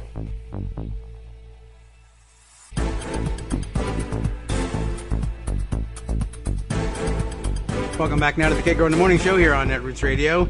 Much to try to fit in, as usual. We've left too much for the last segment, but it gives us plenty to talk about on Friday and next week and to tweet about over the weekend. Let's see. First, more coronavirus-related news, because why not? The New York Times reporting this interesting crossover, perhaps, and segue into more political news. As virus spread, reports of Trump administration's private briefings fueled sell-off. That would be a stock sell-off, of course. A hedge fund consultant's summary of private presentations by White House economic advisors — I would never take their advice normally, but this sounds like it was pretty good advice — fanned investor worries. Now, of course, I guess you should listen to this and keep in mind that so-called President Trump, remember, he downplayed the virus because he didn't want to cause a panic, and he didn't want the panic to affect the markets. He didn't want anything to hurt the markets, because that's his stupid, stunted measure of how the economy is doing, et cetera, et cetera. But in the meantime, that it turns out, basically, for regular people and poors, he didn't want you to be able to protect your health because that somehow would have affected the market, whereas having private briefings for hedge funders and telling them, sell, get back in, turn those machines back on, right? Get back in there and sell. That's not going to cause a panic. That's exactly what will cause a panic. Telling me and the rest of the country you need to wash your hands and wear masks and get serious isn't going to affect the way that, the direction of the markets. I can't change the direction of the markets. So they don't care what I think. They care what the hedge funders think. Why would you tell them? Why give them the message of doom? Because it's not really about causing panic or not causing panic, or people getting the virus or not getting the virus, or us doing the worst in the world at containing the spread or not. It's about rich people staying rich and getting richer, and the rest of us being the people from whom they vacuum the money out of our pockets. So that's happening. Kate Kelly and Mark Mazzetti have documented this particular angle of the story. On the afternoon of February 24th, President Trump declared on Twitter that the coronavirus was, quote, very much under control in the United States. One of numerous rosy statements that he and his advisors made at the time about the worsening epidemic. And there's some great compilations, by the way. A video I saw maybe last weekend, a 10-minute video, just ticking off how many times there were opportunities to do something right in which Trump intentionally did something wrong and then went golfing. But just one of several great compilations about this thing. This just focuses on this one, telling everybody it's under control, but also adding an observation for investors, supposedly for, I guess for the small fry investor. Stock market is starting to look very good to me. But hours earlier, Senior members of the president's economic team, privately addressing board members of the conservative Hoover Institution, were less confident. They see the Hoover Institution is about the vacuuming of the dollars out of our pockets, you see. Thomas J. Phillipson, a senior economic advisor to the president, told the group he could not yet estimate the effects of the virus on the American economy. To some in the group, I mean, really honestly, by February 24th, you couldn't tell. I mean, we hadn't seen those effects yet, but if you're like a senior economist to the president, you could probably tell what the effect of the virus is going to be on the economy. To some in the group, the implication was that an outbreak could prove worse than Mr. Phillipson and other in the Trump administration, or rather other Trump administration advisors were signaling in public at the time. So they were able to read between the lines and figure it out, despite the genius president saying, well, if we just lie, there won't be any panic. The next day, board members, many of them Republican donors, got another taste of government uncertainty from Larry Kudlow, the director of the National Economic Council. Hours after he had boasted on CNBC that the virus was contained in the United States and it's pretty close to airtight, Mr. Kudlow delivered a more ambiguous private message. He asserted that the virus was contained in the U.S. to date, but now we just don't know. Really, that's a weird statement. According to a document describing the sessions obtained by the New York Times. By the way, that just put me in mind of Kellyanne Conway's idiotic and defiant pushback to reports, do not think the virus is being contained. By the way, Kellyanne Conway, no word on her coming out of quarantine or how sick she or her daughter are, having passed it on to her daughter, famously enough. Why she hasn't gotten the miracle cure, why Kayleigh McEnany hasn't gotten the miracle cure. Why aren't they back at work? One wonders about a president who says he has a miracle cure that he can give out for free. Why has this not happened? The document, written by a hedge fund consultant who attended the 3-day gathering of Hoover's board, was stark. What struck me, the consultant wrote, was that nearly every official he heard from raised the virus as a point of concern, totally unprovoked. So great job playing down the virus, everybody. The consultant's assessment quickly spread through parts of the investment world. That's the way it works with these things. U.S. stocks were already spiraling because of a warning from a federal public health official that the virus was likely to spread, but traders spotted the immediate significance. The president's aides appeared to be giving wealthy party donors an early warning of a potentially impactful contagion at a time when Mr. Trump was publicly insisting that the threat was non-existent. Interviews with 8 people who either received copies of the memo or were briefed on aspects of it as it spread among investors in New York and elsewhere provide a glimpse of how elite traders had access to information from the administration that helped them gain financial advantage during a chaotic 3 days when the global markets were teetering. The memo was occasionally breathless and inchoate. It appears to have overstated the gravity of some administration officials' warnings to the group and included dire projections from the Center for Disease Control and Prevention without clear attribution that do not appear to have come from the gathering. The Times is publishing only the passages from the memo whose accuracy it has independently confirmed, although really it's important to hear what they were saying, even if you have to warn us that they're not true. But the memo's overarching message that a devastating virus outbreak in the United States was increasingly likely to occur and that government officials were more aware of the threat than they were letting on publicly proved accurate. To many of the investors who received or heard about the memo, it was the first significant sign of skepticism among Trump administration officials about their ability to contain the virus. It also provided a hint of the fallout that was to come, said one major investor who was briefed on it, the upending of daily life for the entire country. Short everything was the reaction of the investor, using the Wall Street term for betting on the idea that stock prices of companies would soon fall. That investor, and a second who was briefed on the Hoover meetings, said that aspects of the readout from Washington informed their trading that week, in one case adding to existing short positions in a way that amplified his profits. That's what they're trying to do, so no surprise. Other investors, upon reading or hearing about the memo, stocked up on toilet paper or other household essentials. Well, acting closer to home. The memo was written by William Callanan, the hedge fund veteran and member of the Hoover Board, a research institution at Stanford University that studies the economy, national security, and other issues. Hoover has been directed since September by Condoleezza Rice, the Secretary of State under President George W. Bush. Its board includes the media mogul Rupert Murdoch and the venture capitalist Mary Meeker, neither of whom attended the meetings in February, which were a series of informal, off-the-record discussions with Trump administration officials and Republican lawmakers. Sounds like not really all that fair or cool, but okay. Mr. Callanan described the Hoover briefings in a lengthy email he wrote to David Tepper, the founder of the well-known hedge fund Appaloosa Management, and one of his senior lieutenants, about the level of concern among American officials over the spread of the virus domestically. In the email, he also touched on how ill-prepared health agencies appeared to be to combat a pandemic.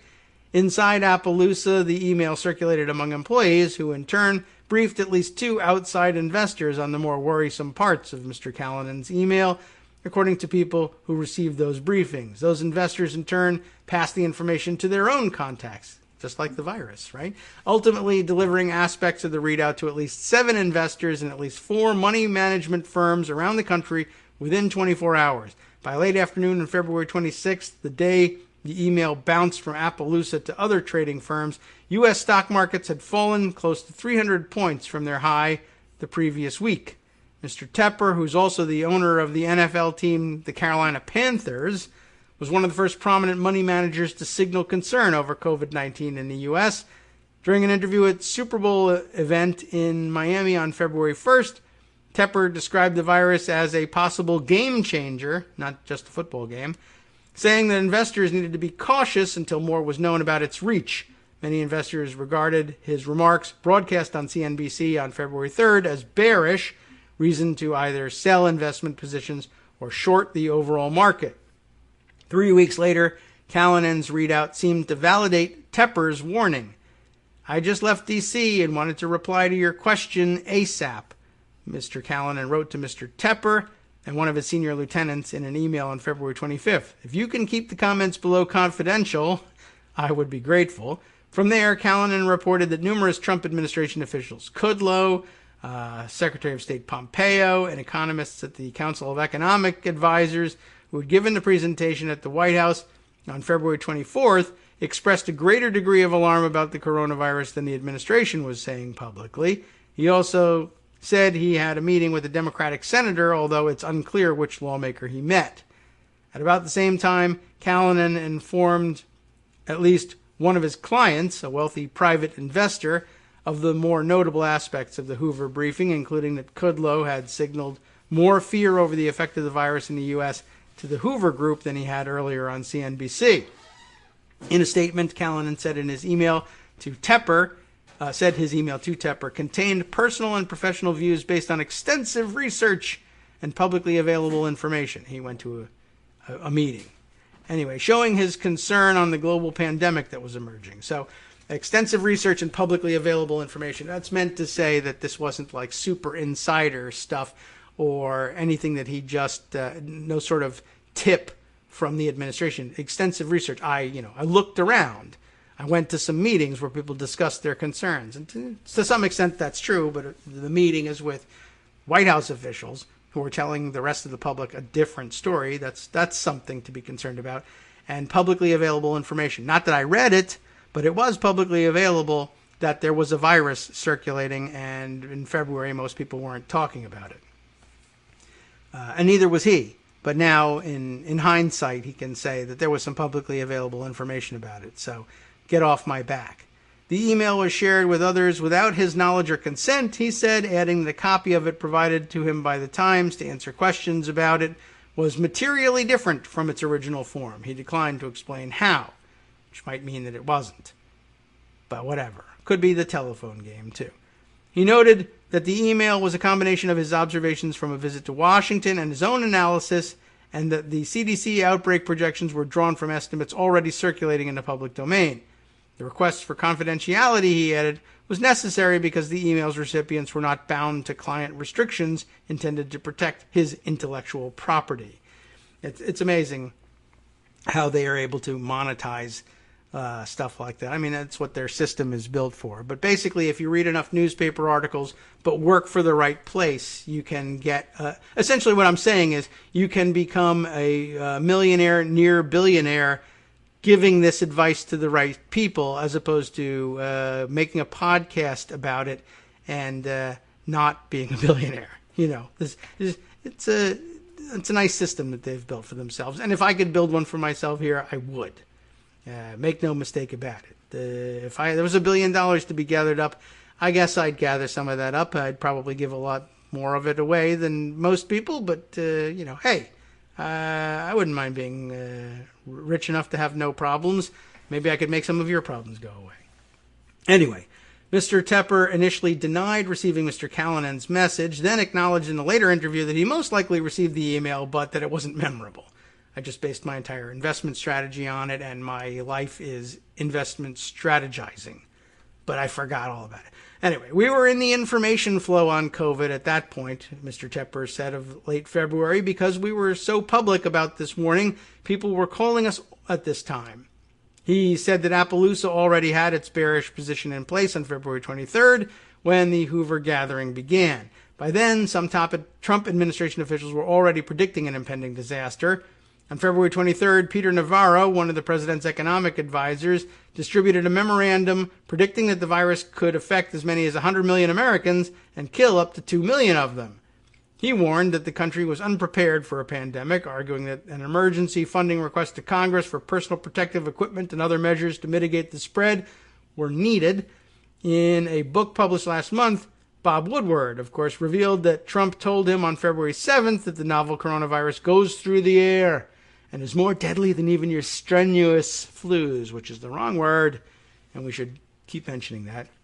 The opposite, of course, of what the president was saying publicly. On February 24th, the White House asked lawmakers for $2.5 billion in additional funding. That afternoon, the Hoover Group traveled to the White House grounds for a panel discussion with members of the Council of Economic Advisors.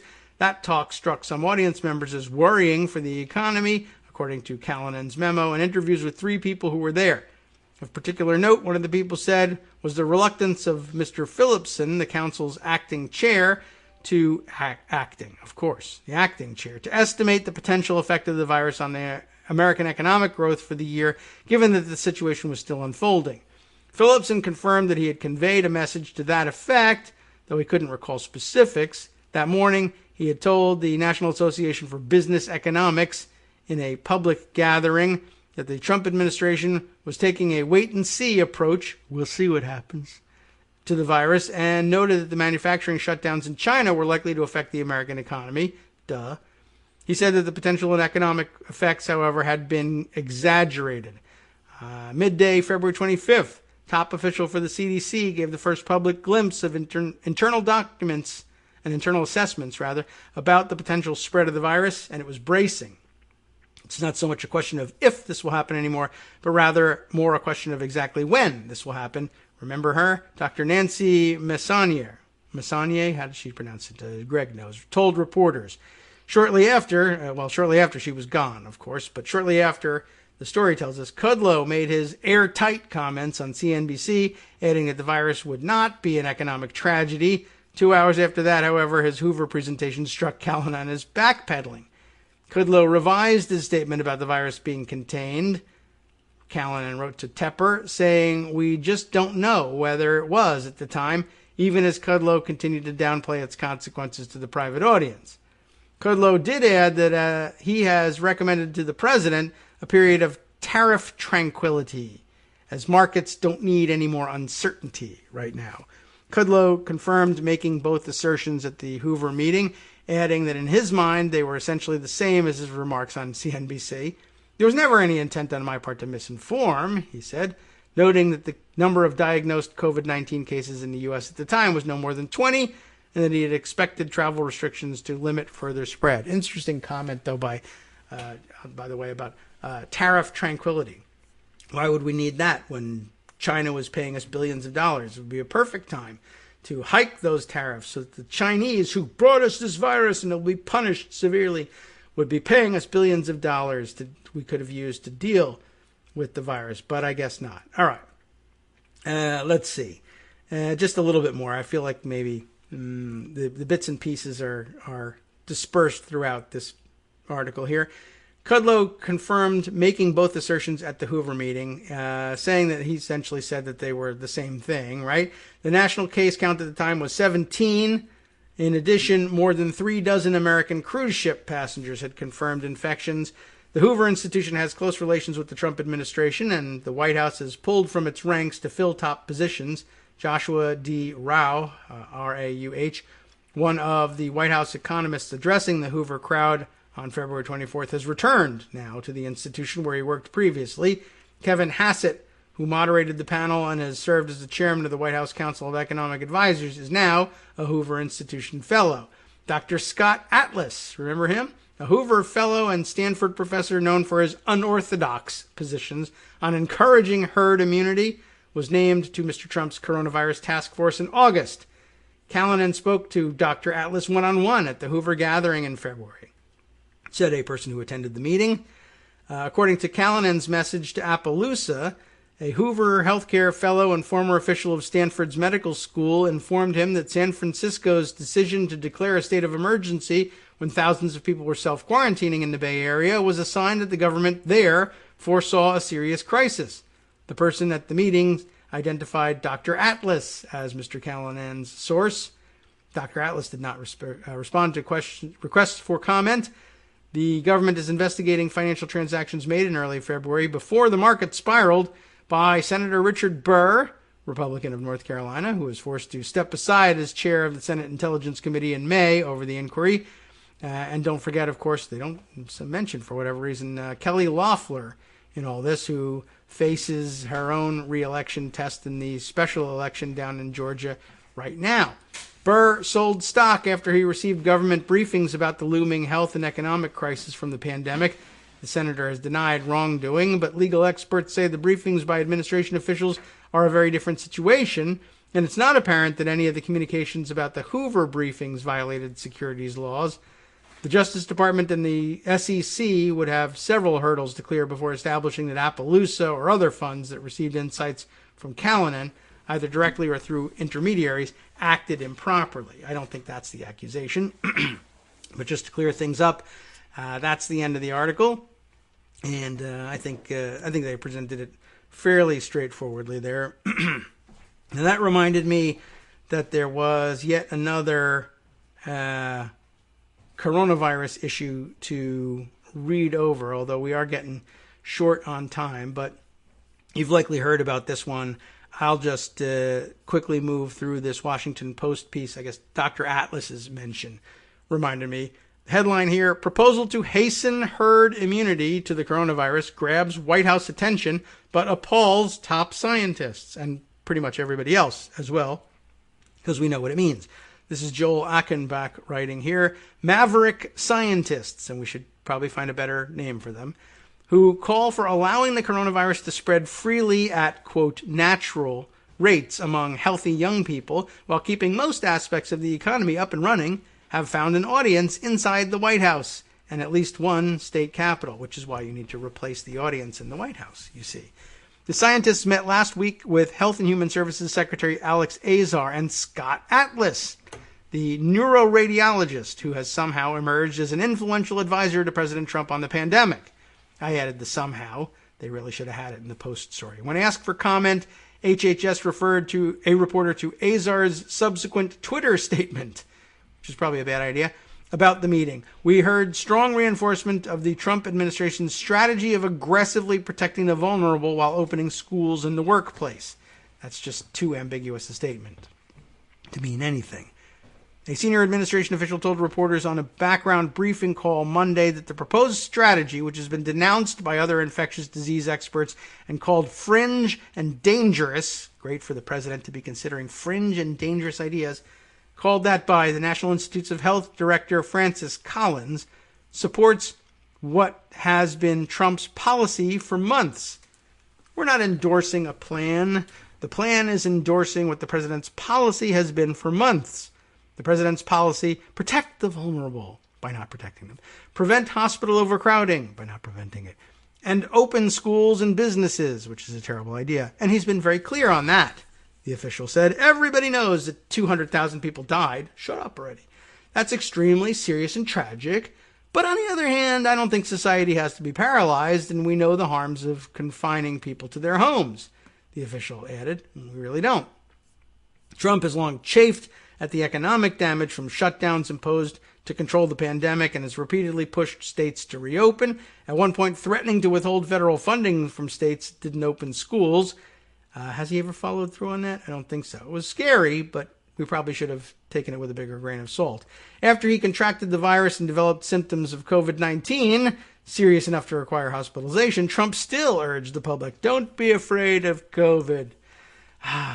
Just a fantastic look. All right, well, I will let you read the rest of it for the details on which idiots are endorsing which, if not all, aspects of the herd immunity, or sometimes referred to erroneously as the herd mentality approach to dealing with the virus. I think you all know what the dangers of that are and what kind of people are advocating it and whether or not they've really thought things through.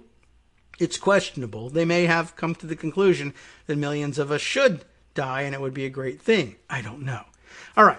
I got two things that I wanted to cover and probably room just for one. So we'll save this other one for tomorrow. The Daily Beast apparently got an interview with the man who reportedly gave Hunter Biden's laptop to Rudy Giuliani, who spoke out in a bizarre interview, and I bet it is bizarre, and maybe something we could linger on tomorrow. Instead, let me close with this one. I thought this was an interesting, good in terms of a call to action.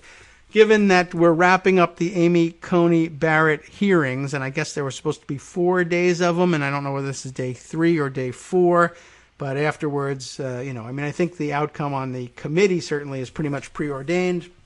I happened to catch this short tweet thread. I guess it's only 2, so it's the minimum, like a mini-series, that you can use to make a thread. Kelly Baden, who's VP of Reproductive Rights at State Innovation. That's the Twitter handle for State Innovation. State Innovation Exchange is the full name of the organization. And she tweets about an event, a quote from an event, I guess it took place yesterday. The quote is, "I am clear-eyed that this fight goes on beyond our state's borders." Talking, of course, about the threat to abortion rights and other reproductive health rights posed by Judge Barrett's nomination to the Supreme Court. 64 of our top elected prosecutors, including 10 state attorneys general, pledged not to criminalize abortion even if the Supreme Court guts or overturns Roe v. Wade. So an important checklist of actions that can be taken in the states to safeguard access to abortion and reproductive health rights. It's not the end-all, be-all, Roe v. Wade. It's certainly a firewall you want to protect, but given what I guess appears to be, absent some more black swan events, and we could use a few more, the inevitability that Barrett lands on the court, an interesting perspective. And there's an article that goes along with it from ABC News talking about the event. But what Kelly has listed here in her second tweet is a very short and important rundown of what states could and should be doing in preparation for the possibility that Roe v. Wade gets overturned. States, particularly those with Democratic majorities in the legislature and Democratic governors who might sign the legislation, should be looking at things that have lain dormant, but that they could and should have done a long time ago, quite honestly, but things that have lain dormant as issues while Roe v. Wade remained the law of the land. They should be looking at removing pre-Roe bans on abortion and other related procedures from their statutes right now. They have been, like I said, they've lain dormant and they haven't been an issue so long as Roe v. Wade stood as a barrier against total state bans against these things. But, times have changed, and I guess they let dormant laws lie under the Roe v. Wade regime. They just didn't make a lot of difference. Now is the time to go back, if you have a majority for it, and remove them from the books, because if Roe v. Wade falls, those laws remain operative unless they are removed from the books. They should be codifying the right to an abortion into state statute if they have the votes to do that. And where they do have the votes to do that, why not? nail it down, you won't have the protection of Roe v. Wade forever, necessarily, depending on what happens when Barrett lands on the court. And they should be expanding access by repealing existing restrictions, expanding the number of providers, covering insurance for abortion and other procedures in all healthcare plans. Abortion is on the ballot at every level in every election. And so another reason why you should be studying up and voting all the way down the ballot. No excuse for leaving any race unmarked on your ballot. There are Democrats up and down the ticket who are going to need to be put in place quickly to undo the damage if Roe v. Wade is overturned. It's a state issue, and we should treat it as such. The only thing that Roe v. Wade did really was guarantee that states couldn't ban it on their own because of the federal restriction against that embodied in the decision. If the decision goes away, the states are able to go their own directions, and some of those states would, if they had their druthers, allow it. Well, they need to exercise their legislative power and do it ahead of schedule. From netrootsradio.com, you have been listening to Kagro in the Morning with David Waldman. And now is your chance to listen to the West Coast Cookbook and Speakeasy with Justice Putnam. We'll be rounding up all these stories that we haven't touched on today. I always like to look down at the bottom and see what's happening internationally. A woman close to a Vatican cardinal was arrested in the latest salacious corruption probe. They got a lot of problems there in the Vatican, including COVID.